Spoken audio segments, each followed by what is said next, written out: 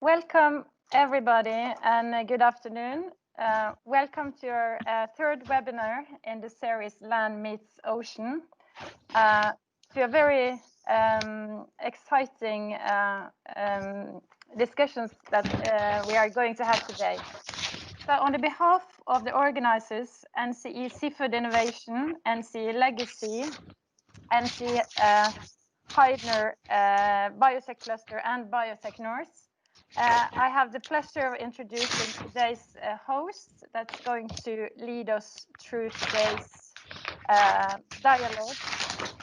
And that's Cluster Manager for NCE Heidner Biotech Cluster, Christiane Haugberg. Hello everyone, and welcome to this third webinar in this year's Land Meets Ocean, where today's topic is recycling of waste from aquaculture, agriculture and fishery for new cross-sectoral value creation.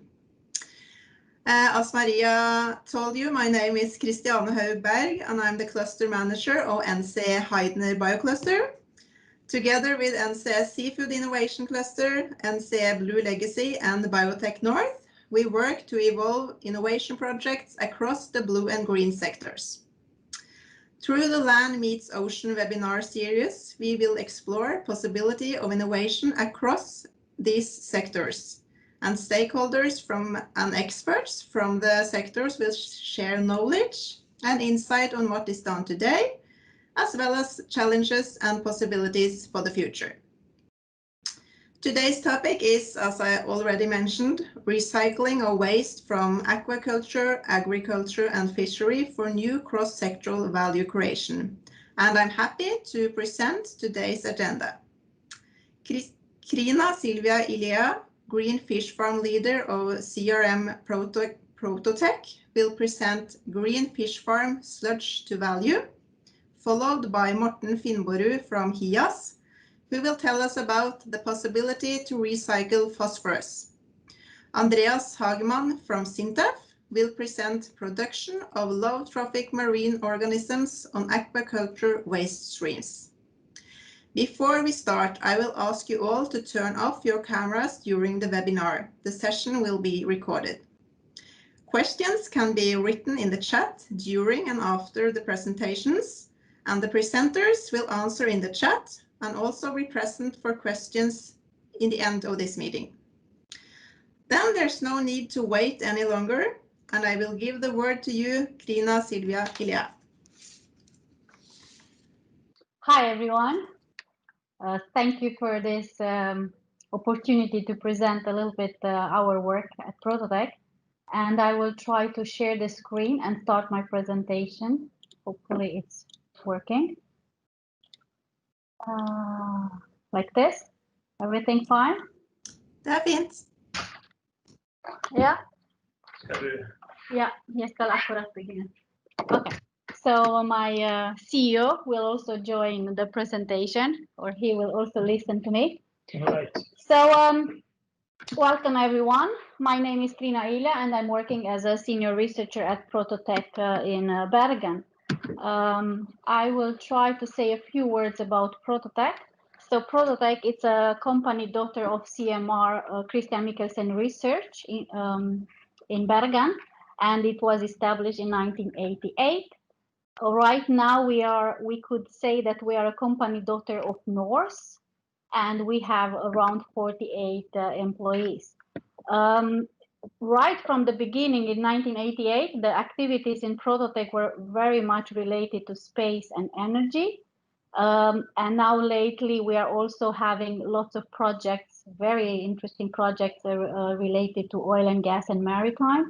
And the main focus is on developing energy systems for all these areas, and of course for different applications. But when you think a little bit what actually we do, or what are our core technologies, so this would be summarized to fuel cells, electrolysis, and pyrolysis. Fuel cells, there are many types, different types of fuel cells. Here in Prototech, we are focusing on proton exchange membrane fuel cells, also called low temperature fuel cells, but also high temperature fuel cells, solid oxide fuel cells, which are running at up to 1,000 degrees. The principle is more or less the same. Probably you are familiar with that. You actually produce electricity, heat, and you can capture CO2 and produce also water by using a fuel and air. So these are the main technologies related to fuel cells. So we are working from single cell to short stack and to even to large stacks now and large systems. This is a very interesting technology because if you reverse the process, then you get electrolysis, in which you actually can split the water, the produced water in the fuel cells, into pure hydrogen and oxygen by using, of course, electricity. So these two technologies give us a large variety of systems and also of different fuels, especially for high temperature, that you can use different types of fuels, including now ammonia, liquid hydrogen, methane, natural gas, biogas, biosyn gas, whatever. This is an example of a project in which we actually build a system used for tested for European Space Agency, and we use CO as the fuel, and this was for life support on Mars. And this system was actually tested in both electrolysis and the fuel cells mode, and it was quite stable and good, very good results. Another technology that we are developing in Prototech is pyrolysis. And our technological director, Ariel Vik, he has a patent on producing hydrogen from methane, actually. Yeah, I think now it's 20 years old. But we use that patent in this kind of project also for European Space Agency, where they have a goal to send 6 people on Mars, and they had to build like an ecosystem for these people to live on the spaceship. And our task here, it was this methane recovery unit in which we had to actually split the methane from different sources into hydrogen and solid carbon. And so we designed, modeled, and built this reactor, and we also tested it. This project was followed up by a NFR, Norwegian Research Council project, in which actually we also managed to gasify the produced carbon. So this is a picture of the pyrolysis when you actually produce hydrogen and solid carbon. And then during the gasification step, you actually gasify further the produced carbon into syngas, which is a mixture of CO and hydrogen. And I think also in this project, we run like up to 100, more than 100 cycles. So we actually run the reactor both as pyrolysis and gasification without opening. So it was a pretty interesting project, which actually gave us the possibility to go a little bit further. So probably might be a little bit strange when you think, okay, what aquaculture and fish farming is having to do with space and this kind of technologies. But then for us, this is the traditional way of aquaculture, right? When you have a net and the fish are there, they might get some medicines, depends where they are located, probably not that much in Norway, and they get feed, so they are living happily. And then, of course, they produce waste in type of sludge. So when I look at this picture, I didn't see anything wrong. For me, it was okay. But then when I saw the new systems, which are closed, so-called closed fish farms, so for me, this kind of farms designs, they look like a spaceship. But instead of 6 people, you have probably 6 million ton fish. But the problem or the challenges are now the same, because first of all, they need oxygen and they need to get rid of the sludge because they cannot swim, or they will not be that happy to have the sludge surrounding them. So then I think we made a connection with our technologies that could actually provide some solutions here. And then in 2005, 2006, we started to develop the so-called green fish farm, in which our aim was to develop a zero emission to air and zero emission to water fish farming. So the basic idea is that any fish farm, as long as they can collect partially or totally the sludge, it could be a case. Of course, a question is if this farm is connected to the grid or off grid, then they might need some need of other renewable energy sources to produce electricity, like wind, wave, or solar. But as long as they have this kind of green energy, then this electricity could be used on site by the farm, but also could be further used in an electrolysis system where you could produce hydrogen and oxygen. The oxygen, of course, could be recirculated back to the fish. In addition to the oxygen, the hydrogen is a very valuable because could be used for other application like maintenance boats or even other maritime sector for the transport. It could be used as a fuel in a fuel cells to produce more electricity in case the fish farm needs more electricity, or you can also sell it to the new fueling station which are coming now more and more. This is very interesting because in an electrolysis, I have a PhD in fuel cells, and all the time we said that in an electrolysis you produce hydrogen and a byproduct oxygen, and we never knew what you could do with that oxygen. But now it's exactly the opposite. They need oxygen, and the byproduct, which is very valuable, is hydrogen. If you do this, then the business case could be very, very, yeah, very much improved. So if you look at this part, you could say that if you make some of these things, you could have a zero emission to air farm. But then we got, based on this project, we got the Vestland Fylkeskommuner project, in which actually we had to identify gaps in the aquaculture industry. And one gap that was identified was the sludge. What do you actually do with the sludge? Because you have some challenges, because this kind of sludge might contain solid parts, salt and water, and the amount are very significant. And then we identify some solution, and all of them might work. You just have to choose the one that actually fits your type of fish farm. One option is to collect the sludge, to dry it, and then transport it to a industry where it can be burned in the production line to produce greener products, like, for example, cement. And Northern in Norway is doing that. Another technology that could be used is the anaerobic digester. Here you collect the sludge in some tank, and with the help of microbes or bacteria that start to digest the sludge, you can produce biogas. I wrote here waste, and many people ask me why not fertilizer. I wrote waste because I think the salt and the heavy metals from the seawater might have an impact of this kind of fertilizer. So probably we'll have to clean this and then use it as a fertilizer. Of course, one option now more and more attractive is the biofilters like algae, microalgae or shells.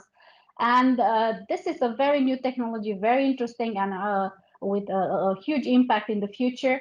But the question is here, how much sludge they can actually eat, and in order to absorb the nutrients.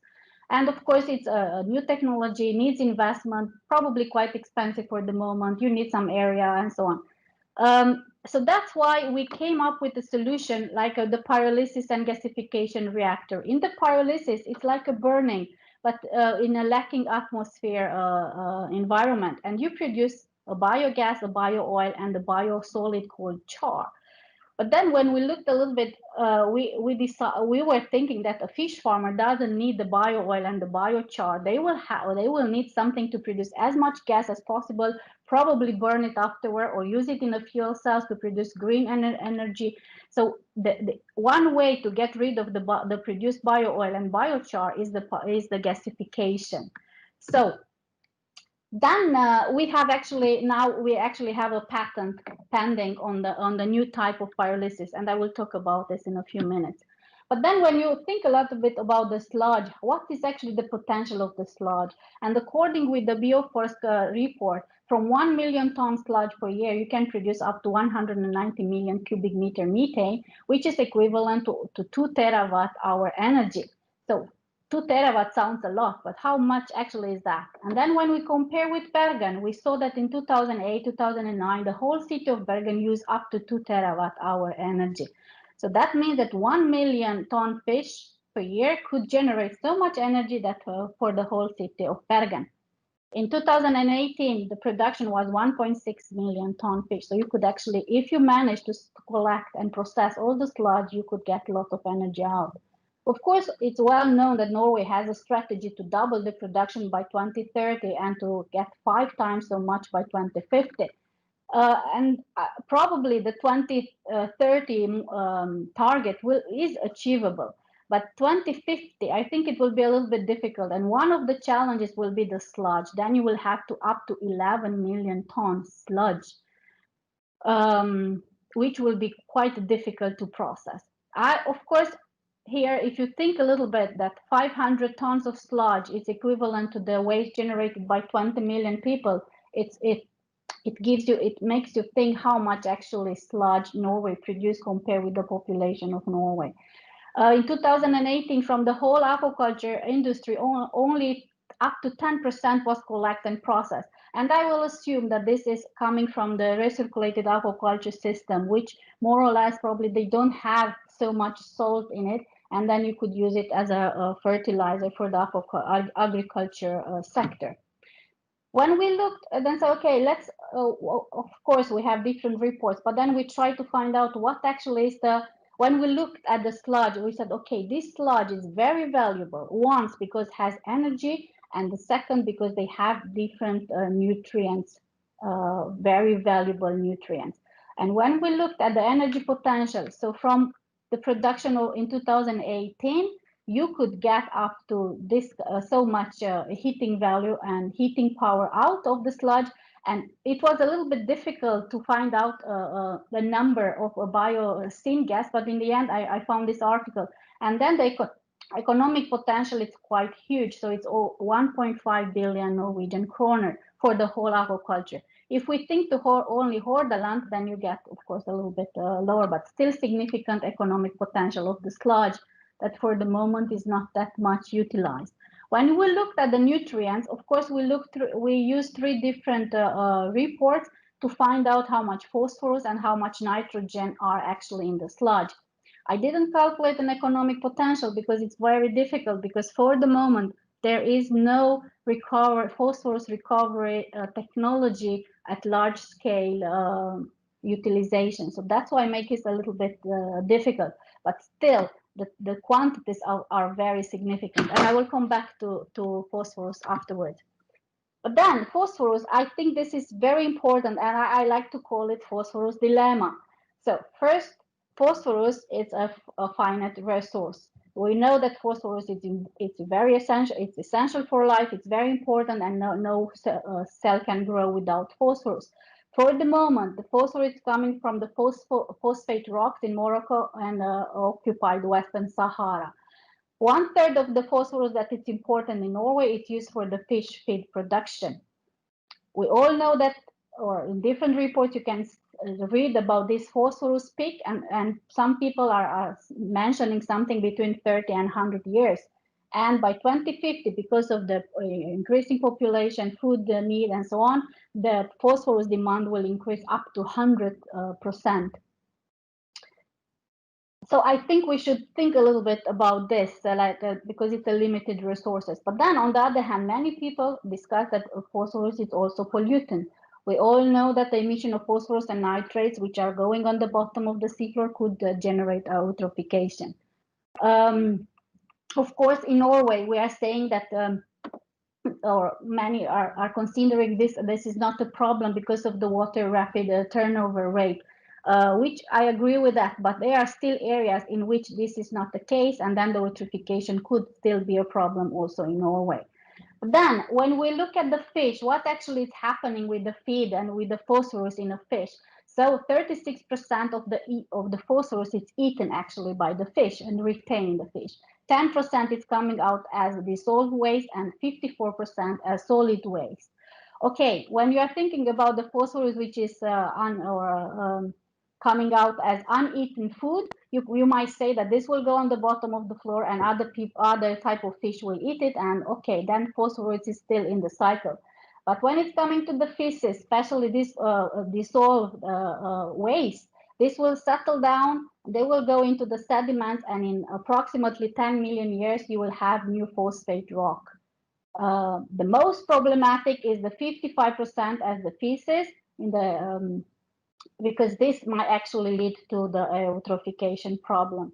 Per today, fish farming and aquaculture is emitting a lot of phosphorus, so it's estimated that 9,000 tons per year are ending up on the bottom of the seafloor.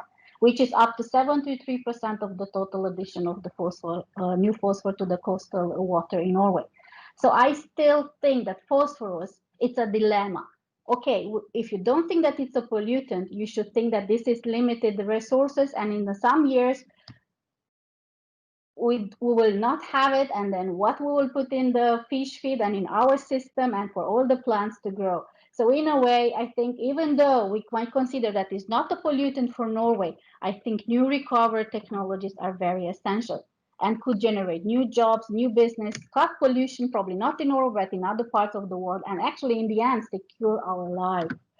I don't know if you saw this, the circularity gap report that come out now in 2020, and they are trying to quantify the circular economy in Norway.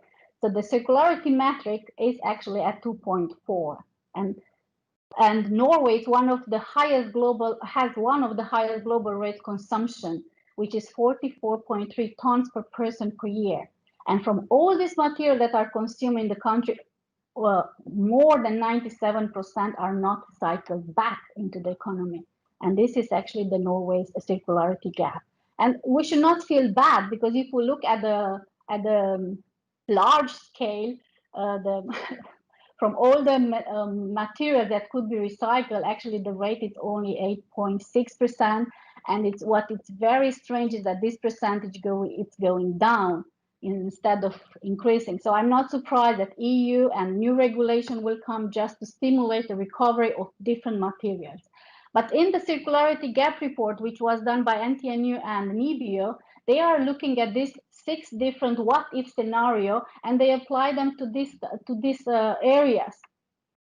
And in order to get rid of the linear economy and to go back to boost the circularity.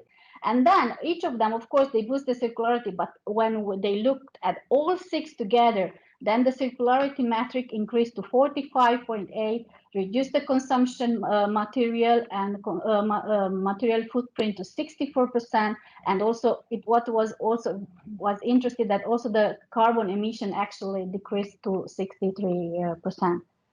So I think the circularity and the recovery will be very, very important in our future. But if you look in the whole report, the word sludge is not considered nowhere, or the fish or the aquaculture sludge, which and when you look at the phosphorus, this appears once here, and when they refer to Leroy and Bellona that they will use the phosphorus, nitrogen, and CO2 to actually grow mussels, and also they also mention algae pro, which will also have cultivating microalgae, but no statistic and no data about how much phosphorus could actually this biofilters take over. So these are subjects that will be extremely important in the future, and new project and new focus will be necessary. But then, as I said, when you will look at the sludge, right in the beginning, some years ago, we considered that this is an energy source and also a good, valuable nutrient source. And then we came up with an idea to use a new pyrolysis and gasification reactor, and we enhanced by microwaves, and then in which actually the sludge could be separated and dried, and 70% of the water or of the total solids should enter our reactor. So first of all, our aim is not to completely dry the sludge. We still need some water, because the steam generated in the reactor could act as a gasification agent. So that means that we still need the water. And then, of course, we produce biocene gas, which will be wet because of it could be dried and clean, and then used as a fuel in a fuel cell, and produce electricity, water, and heat. And mostly, or probably one of the most important things, that you could also capture the CO2 produced in the system. You need to start finishing now. Your time has been 15 minutes past. Thank you. Yeah. Okay. Sorry. Yeah. Should I stop this? No, you should probably. So just summarize, maybe. Yeah, please summarize. We need to go to the next. So then, what is most important now that we are trying to get a project to the NFR, an EPN project with a deadline in 15th of October, in which we will develop and test this reactor. And another thing that I would like to mention, that this kind of project together with Norse and partner from Romania, Belgium and Greece was just submitted yesterday to Blue Bio. So it will be interesting to find out the results. And we aim to have a European Green Deal project in January. So in October, early October, we'll have a workshop where we will try to analyze these coal areas and to apply together to develop this reactor in which actually the energy will be extracted out and we will try to recover the phosphorus. And the sludge is very important and very valuable because it will fit both to the circular economy and will match the sustainability goals of UN. So thank you. Any other question, or if you are interested in joining this project or helping us to develop this reactor and phosphorus recovery, take contact with me. Thank you so much, Krina, for your very interesting presentation. It could be going on for a long time, but we have to on in the agenda, I'm afraid. Sure. So I'm sure you're happy to answer questions in the chat. So please do that. So if you can turn off your presentation, thank you. And then I will present our next presenter here today, Morten Finnborud from HIAS, and you will tell us about the possibility to recycle phosphorus, Morten. Thank you. I will try to upload the presentation also. See, does that seem right now? If you could have the full screen, you can only see your presentation mode. So you have the wrong one. Of course. Okay, we take the other one then. We should take this one and make it like this. Better? It's still in, we can see your notes. Christiane, han må trykke på visningsinnstillinger øverst, og så flippe sånn at han får, mens han innpå der. Da vil den vise seg riktig.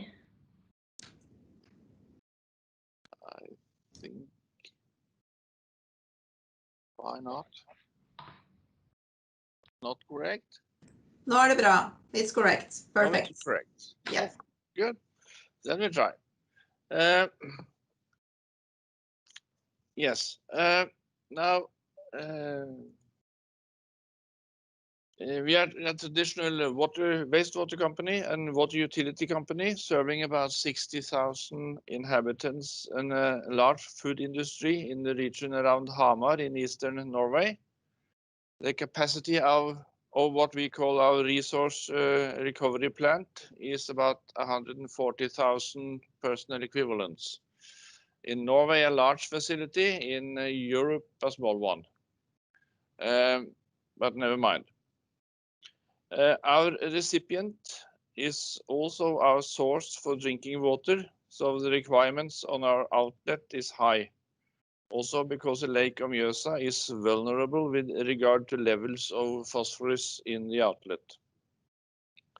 After 35 years of operation, we started planning for a major renewal and capacity increase back in 2010.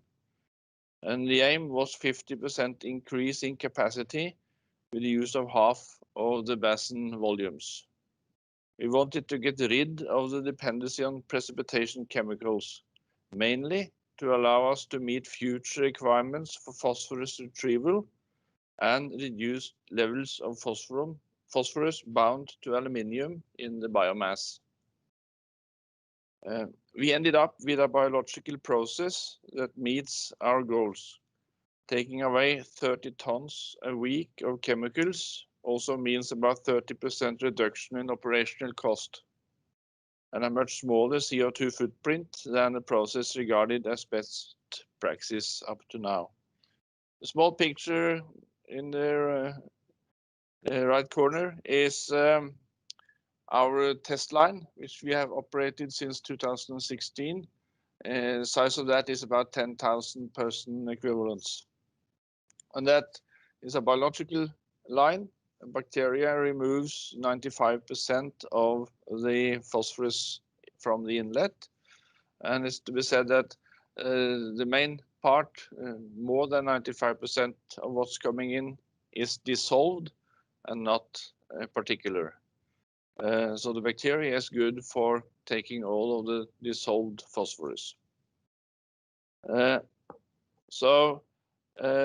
Now we can recircle about 95% of what's coming into our facility. Around 50% we are going to take out as a struvite, and 45% or more as plant available in biomass treated by what we call thermal hydrolysis. So that's a upgraded type of biomass, not cold sludge anymore. But next question is there a market for these products? And I make a short parenthesis and say yet with a question mark. So we are working on that. I think it's worth also to mention the sustainability goals, which we tend to organize like this. With the water-based areas as the basement of the building. So what we are working on is goal number 6, clean water and sanitation. That's the center of our business. We are also working to number 13, climate action, to life below water, and to life on land. And those 4 are in the on the ground floor. And they are supporting society and economy and the goals in those areas. So we are on the very important end of this, even though we are known as the Secret Service. We are underground and we work all the time. So we are not very much in the wind, so to say. 15 minutes is a rather short time to explain what our resource recovery plant does. But in short, we retrieve the heat energy by use of heat pumps on the outlet. All heating of our building mass is covered with a maximum capacity of 3 megawatts. We upgrade the biogas from the sludge treatment to fuel quality. And in a circular state, it's enough fuel in the wastewater to run trucks collecting municipal waste in the same area as we collect water from. And we have upgraded the sludge to a high quality product by thermal hydrolysis since 90s. That time the thermal hydrolysis means steam boiling under pressure at 160 degrees and result in a sterile product.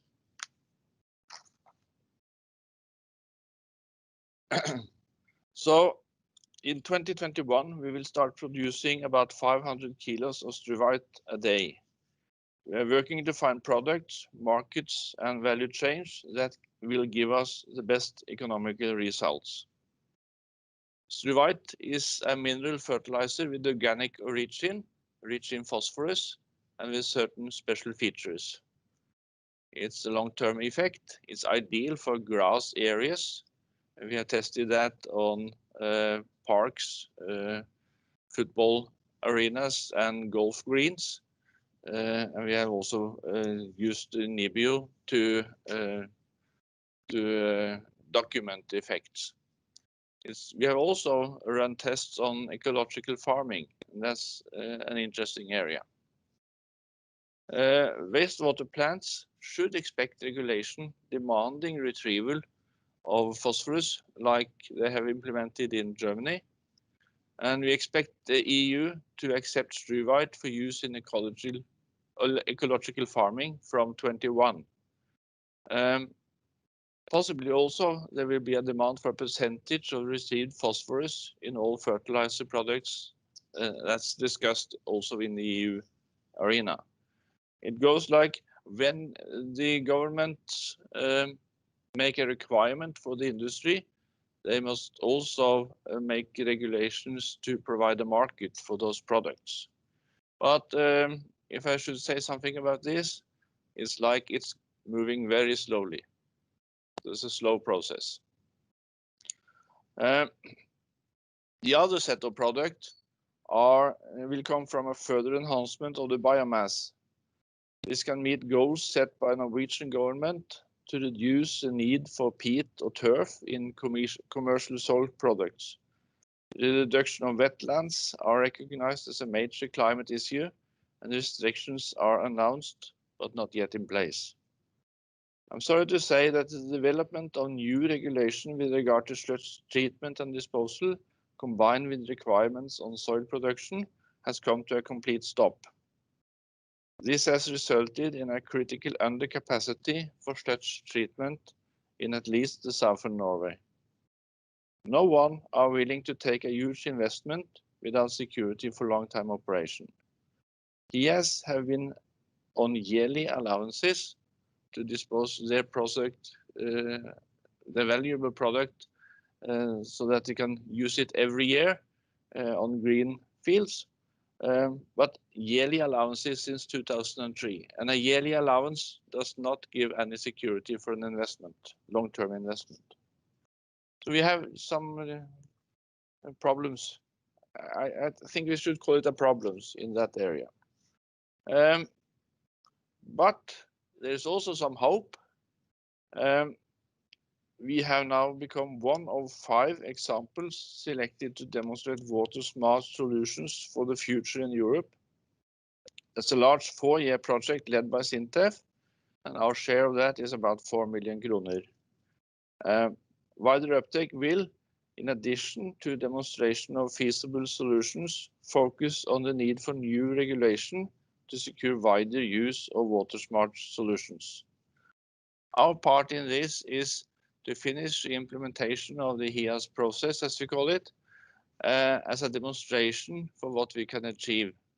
It will be an example for Europe.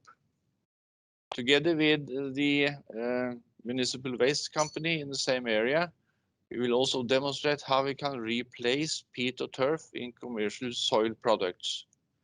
And that also depends on new regulation. We think that in Norway, to facilitate the EU wastewater directives, about or more than 100 facilities will have to rebuild within the next 5 or 6 years, implementing biological removal. So the possibility to retrieve phosphorus from wastewater is quite large, and it's known processes, it's easy processes, and it should be done also with economical gain. It's the cheapest way to do it. So we are quite optimistic with regard to that. But there's still no products, value chains, and so on.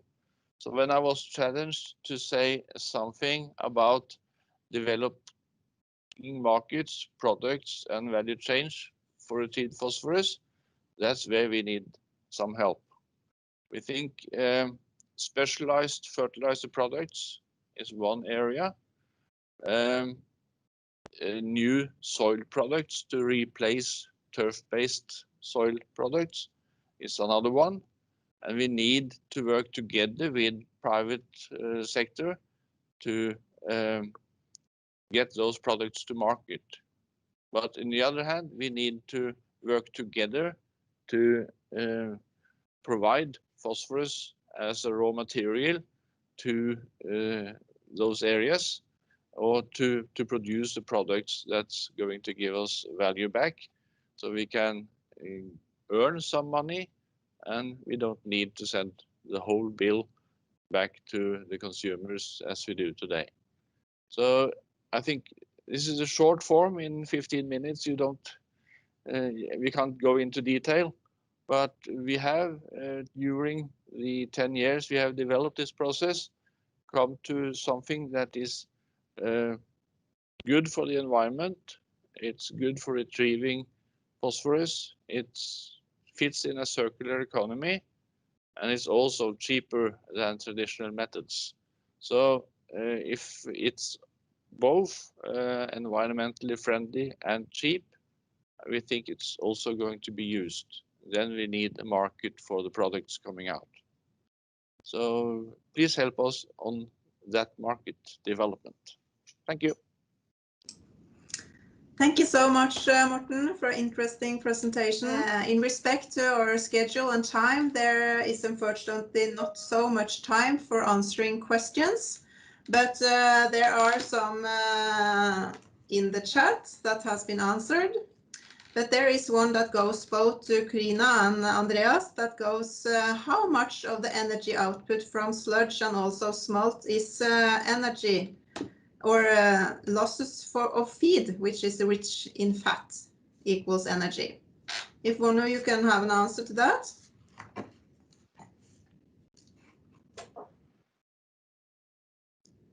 Maybe Karina could start. Yeah. So the question is, how much of the sludge is feed waste? Yes. Well, this is actually a question we don't deal with collecting, pumping, and separation of the sludge. We deal with what is happening with the sludge after it's dewatered, in a way.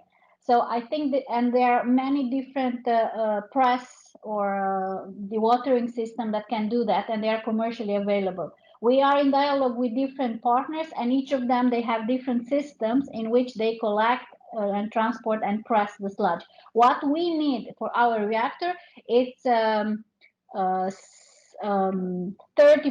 total solids. And as far as I discussed with different people and partners, this is quite achievable. So any commercial press system could deliver 30-35% total solids, and this is what we need.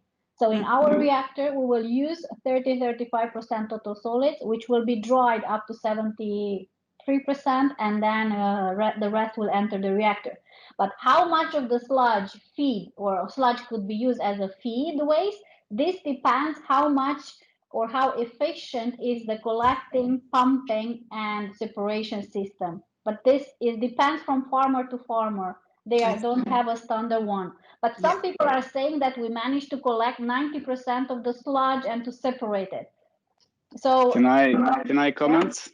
Sure. Yeah, if I understood the question correctly, I think a common value is using 3% as the feed that goes directly or passes the fish and sinks out. So 3% is sort of an acknowledged value for the amount of feed not being eaten by the fish.